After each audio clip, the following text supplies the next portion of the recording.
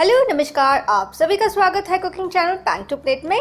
आज हम बनाने वाले हैं महाराष्ट्र की एक ब्रेकफास्ट रेसिपी।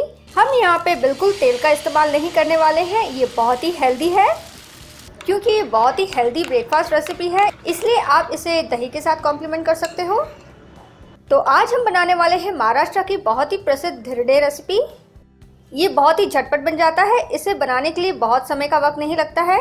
अगर आपको ये धिरडे रेसिपी पसंद आए तो डेफिनेटली लाइक, सब्सक्राइब, शेयर और नोटिफिकेशन बेल बटन ऑन करना ना भूलिए न्यू रेसिपीज अपडेट के लिए। तो चलिए बनाना शुरू करते हैं बहुत ही आसान ब्रेकफास्ट रेसिपी धिरडे। हम यहाँ बाउल में 1 कप चावल का आटा, साथ ही साथ आधा कप गेहूं का आटा डाल लेंगे और अच्छे से मिला लेंगे।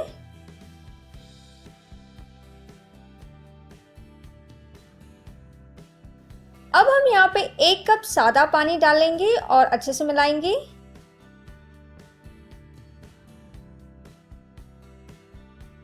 जैसे कि आप देख सकते हो अभी ये गाढ़ा सा है, तो इसमें हम थोड़ा थोड़ा पानी डालते जाएंगे और मिलाते जाएंगे।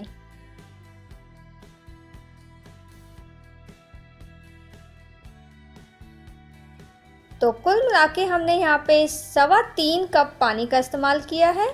तो आप इसकी कंसिस्टेंसी देख सकते हो, ये बहुत क्रीमी सी हो गई है। अब इस बैटर में हम आधा टीस्पून लहसुन का पेस्ट डालेंगे। आप यहाँ पे ठेचा भी डाल सकते हो, हरा ठेचा, लेकिन मैं यहाँ पे ठेचा नहीं डाल रही हूँ, इससे काफ़ी अच्छा फ्लेवर आता है। अब आधा टीस्पून हल्दी पाउडर और स्वाद अनुसार नमक डालेंगे और सभी चीज़ों को हम अच्छे से मिला लेंगे। आप इसमें 2 से 3 चम्मच दही भी डाल सकते हो।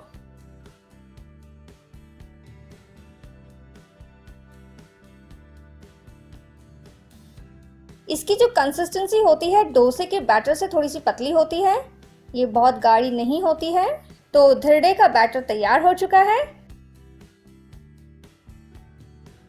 हम यहाँ पे नॉनस्टिक तवा का इस्तेमाल कर रहे हैं और आंच को हमने यहाँ पे मीडियम रखा है, यानी कि मध्यम रखा है। और जैसे ही तवा हल्का सा गर्म हो जाएगा, इसमें हम बैटर डाल देंगे और डोसे की तरह हम इसे फैला लेंगे। तो देखिए हमने इसे फैला लिया है। हमें यहाँ पे आंच को तेज करना है, मीडियम से। हम इसे पकाएंगे। इसे पकाने के लिए 1 मिनट का समय बहुत ज़्यादा होता है, ये बहुत ही जल्दी हो जाता है। तो अब इसे हम पलट लेंगे। देखिए इसका जो टेक्सचर है लाइट ब्राउन आया है। अब जो निचला हिस्सा है हम हार्डली कुछ सेकंड के लिए इसे पकाएंगे। हमें बहुत ही ओवर कुक नहीं करना है इसे। तो आधा मिनट हो चुका है, तो हम चेक कर लेते हैं। जी हाँ, ये परफेक्टली हो चुका है। तो देखिए ये सुंदर सा धिरडे तैयार हो चुका है। इसे अब हम प्लेट पर निकाल लेंगे।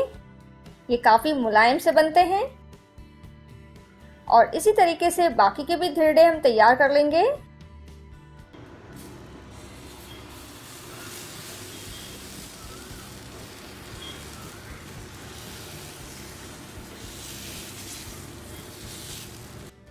तो देखिए हमने सारे मुलायम से धिरडे तैयार कर लिए हैं।